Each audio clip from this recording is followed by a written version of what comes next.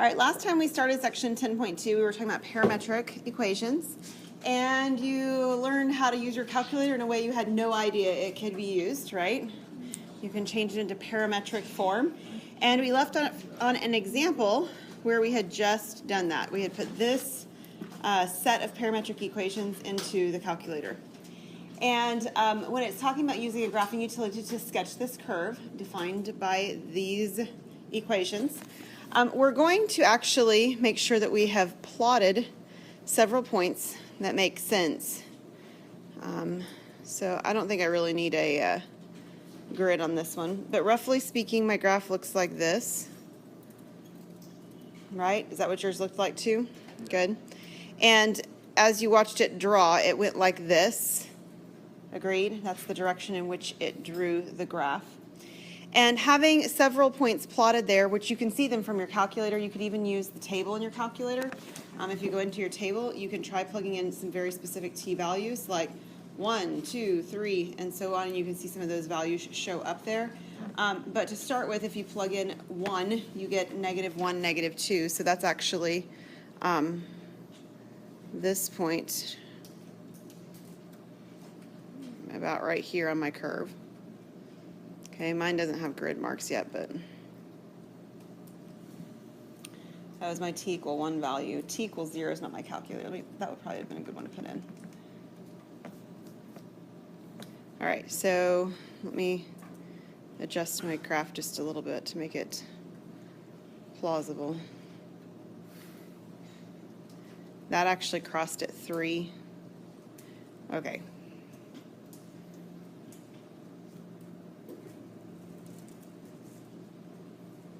I thought I could just do it, but you know, you start messing with it and then you feel less comfortable with the fact that it looks weird, right? Yeah, all right, let's try again. Okay, so at t equals 0, mine says that it's at -3. At x equals 0, y equal -3. At t equal 1, it says -1, -2. That would be here. At t equal to 2, I have 4, 1. So my graph is crossing these particular points, and let me look at the sketch. Looks like it's doing it like, whoops, that was terrible. That's pretty good. Something like that, and we will sketch in those arrows to indicate direction. Okay? Sketch of the graph. Sound good? Okay. Cool. All right, let's actually take a look at how we could take a description of a type of a shape and create parametric equations to fit that description. The cool thing about what we're going to do is that we can test to see whether it worked by putting in our guesses. They're not really guesses, but putting in what we think our answer is into the calculator and see if it actually does give us the image that we are expecting.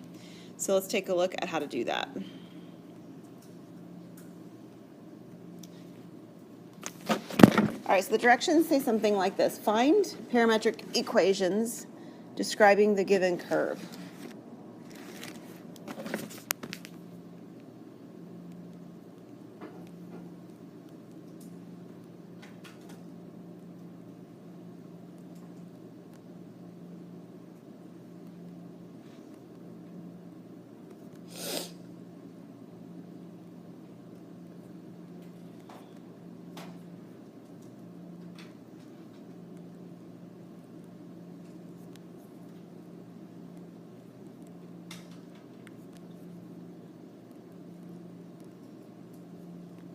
And we're going to do a couple of these. So the first one we're going to do, example number 3, says the following. The line segment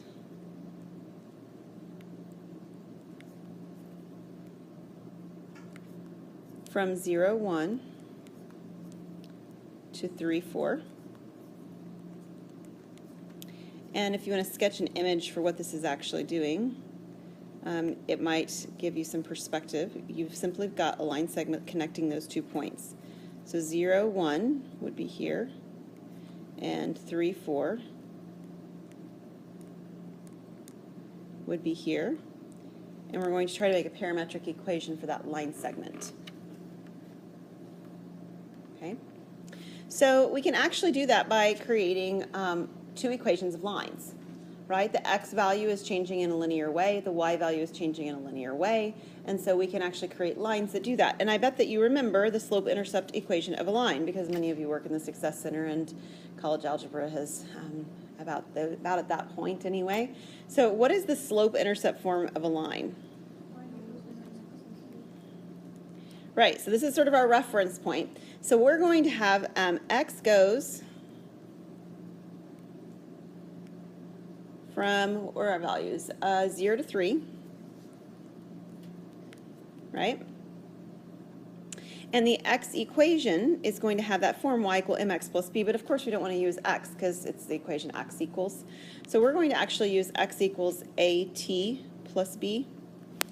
A and b are often values that are used in place of your slope and your y-intercept, like in the calculator. T is our parameter. What we're about to define is not going to be unique. So this is one of those things that, you know, I wish I could just always tell you that if you just do it my way, we would all have the same answer, and it would be wonderful, and it would make grading a lot easier. But the reality is there's lots of right answers. You can choose what you want to let your values be, but I'm going to suggest one option, and it's not the only option, but it does work pretty nicely. If we let t go from 0 to 1.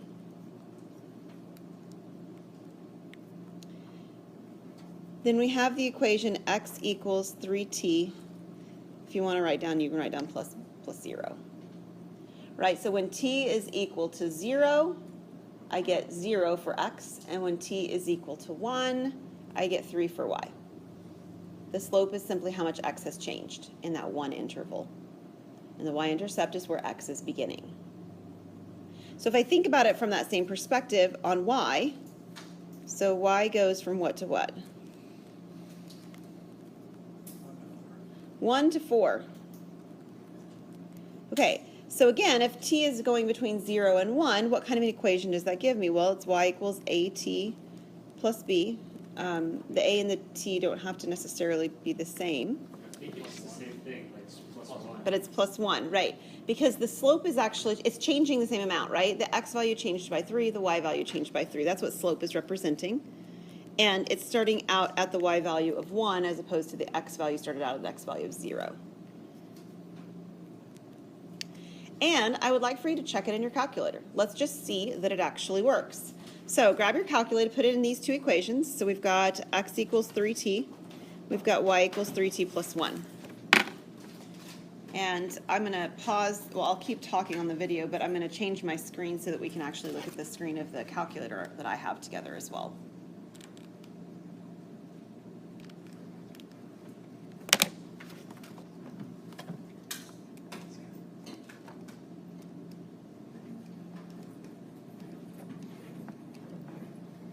Okay, and when we get to this screen, I'd like for you to, I mean, you can graph it if you want to, but I'd like for you to hit window because the window is going to be very important for knowing whether or not we did it right, really important.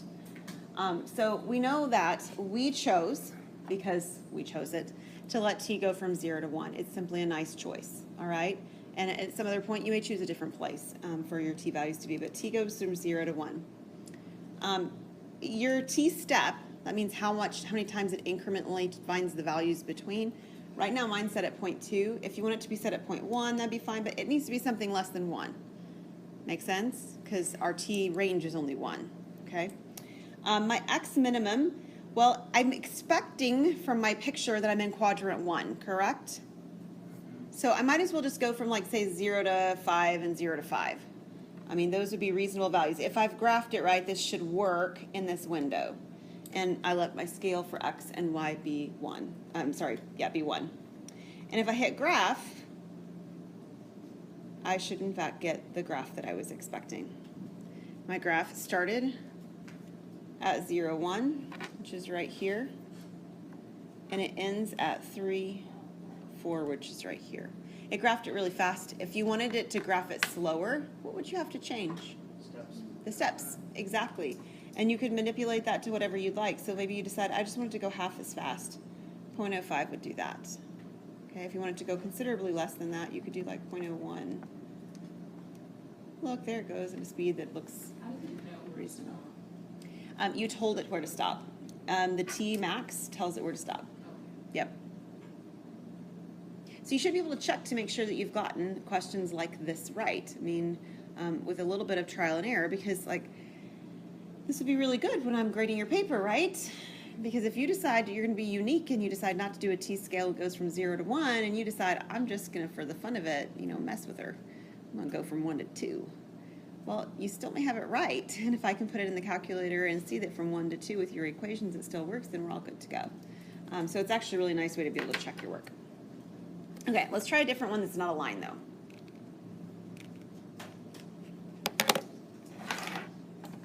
We will actually graph this when we're done too, just so we can see that we're right. Okay, question 4. Same directions, but we're going to shift gears. All right, this is the portion of the parabola.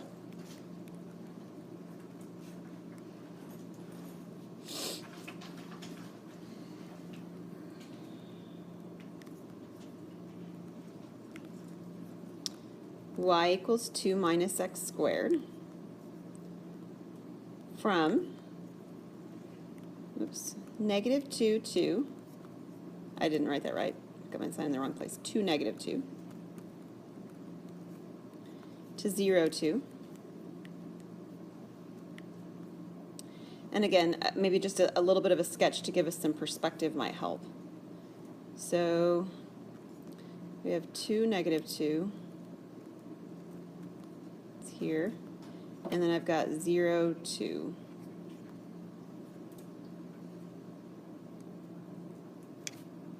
Okay, and the parabola is 2 minus x squared. So it should be a parabola opening downward through those points, right? Yeah. So we're expecting this part of the, I mean, this is what the parabola looks like, but we just have this portion of it. Okay, so when we graph it at the end, that's the image we should see, roughly speaking. Okay, is everybody good with that so far?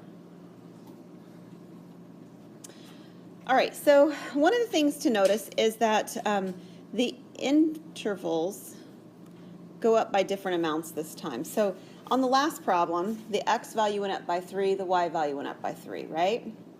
That doesn't happen here. The x value goes up by what? 2, and the y value goes up by 4, and that should make sense because we're dealing with an x squared type equation, right? It's a squaring equation, so that's what's going on. There's a couple of different ways you can do it, so let me give you one sort of possibility. One possibility is to simply let x equal t. So if x is equal to t, you've got y equal to 2 minus t squared, and we could go from that, okay? That's fine, we could do that, but what you might notice is that means that your x values are going backwards, right? It starts at 2 and it goes to 0 instead of increasing. So like, if I did this, so don't write anything down, but let me just show you what I mean. If x is equal to t, it makes it really nice to say that y is equal to 2 minus t squared. But then I need to be very careful on what my interval for t is, and the problem is that the interval for t would be going backwards, right? Because x is starting at 2, and it's going to 0. Are you guys with me? That's a little awkward, right? Because it actually says it's from that first point to the second point. In other words, the graph needs to be moving, if you will, this direction. I'm sorry, I drew it wrong. This direction. So what could we do?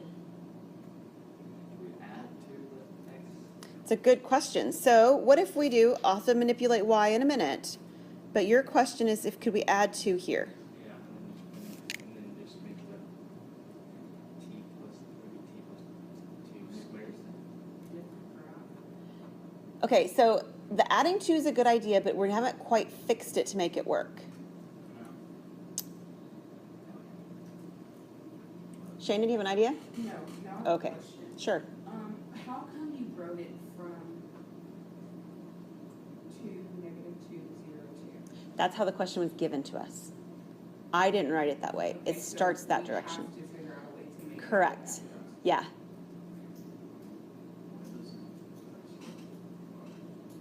Why doesn't what I have solve? Or The t plus 2? Well, what would we be letting our t value start at and go towards? Because see, I need an interval around t, right? So like over here, my t value went from 0 to 1. I didn't write it down, and I should have. Please fix that on yours. So 0 is less than or equal to t is less than or equal to 1, right? I needed an interval on t to make that work. So I need an interval on t to make it work. A little late. It's a little late to go back and fix it. No, the Oh, you know what? That's true. I saw that. I told my daughter today it was going to probably mess up with her classmates because she's in school too. That was So like supposed to be exactly on 1 or something. yeah, it was supposed to be. Evidently, they had an error. So it's exactly 10 minutes late. So if you go from -2 to 0. Okay, so let's give it a try. So if we went from -2 to 0, would this take care of it? Would t be going? I mean, would x be going from 0 to 2 if I put in -2 to 0? Not quite, but we are getting closer. So if we make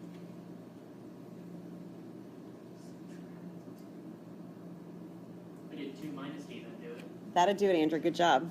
All right, so the kicker is that x and t are going in different directions, right? If t is increasing, x is decreasing. Agreed? So I need there to be a negative on the t value in terms of the x equation. So if we change it,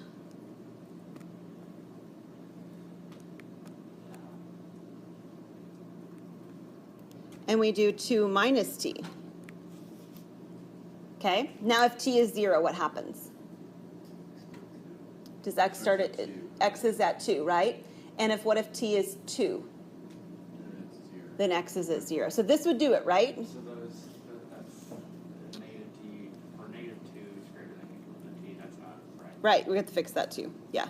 So that was us guessing as to what might work, and it wasn't quite working for us. So this will go from 0 to 2.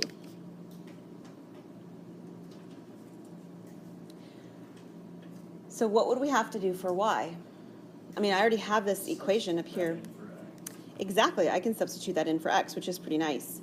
So I have 2 minus, and then I have 2 minus t squared, which we can simplify with a little bit of algebra, right? Yeah, we will. We're going to go ahead and simplify that. So what would we get if we simplify that? Let's see, I have 2 minus 4 minus 4t plus t squared. So I have 2 minus 4. Well, I'll just write down one more step. Minus 4 plus 4t and minus t squared.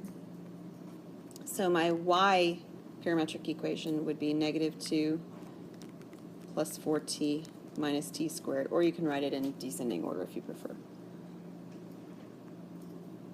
Okay, so here's the x, here's the y, and we need to see if it works. So grab your calculator and double check, okay?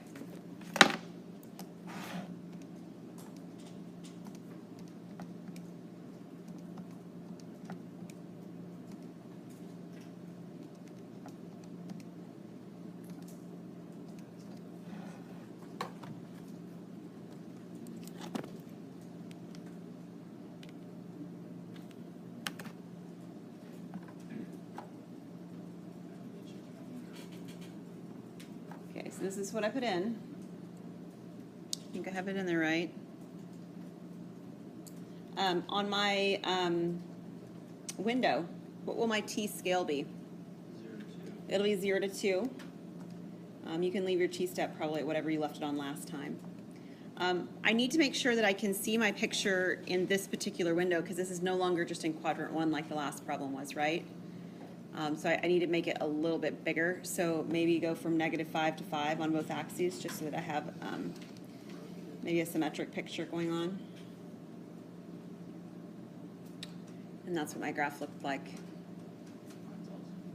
Did that? You had to have a different scale or a different window. That's totally fine. Did it actually give you the graph that we intended to get?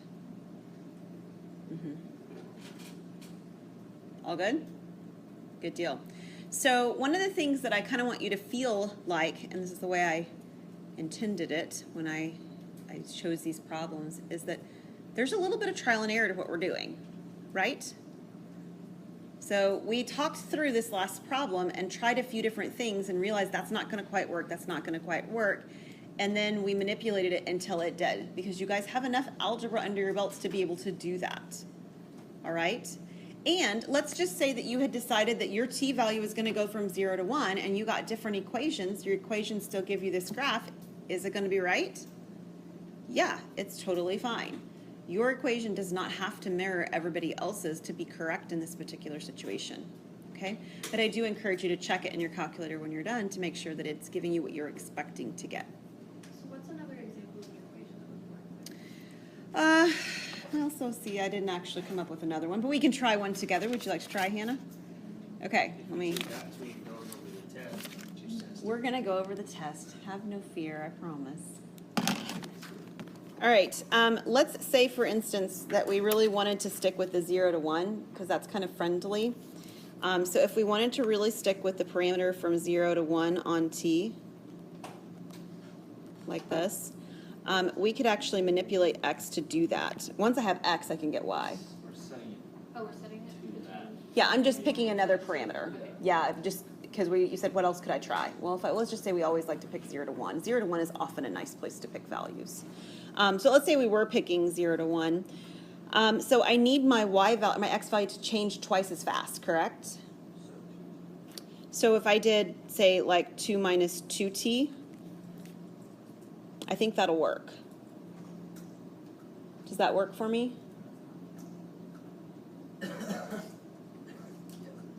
So again, the constant at the beginning is giving me where I'm beginning the graph. I'm supposed to be beginning a graph at x equal to 2.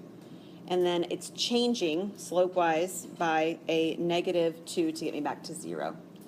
And then, of course, substituting that into the y equation that you were given would work to give you the other piece. Okay? Good question, Hannah. All right, let me give you the homework for this. This is page 703. Numbers 2, 5, 8, 10, 19, 22, 42, 43.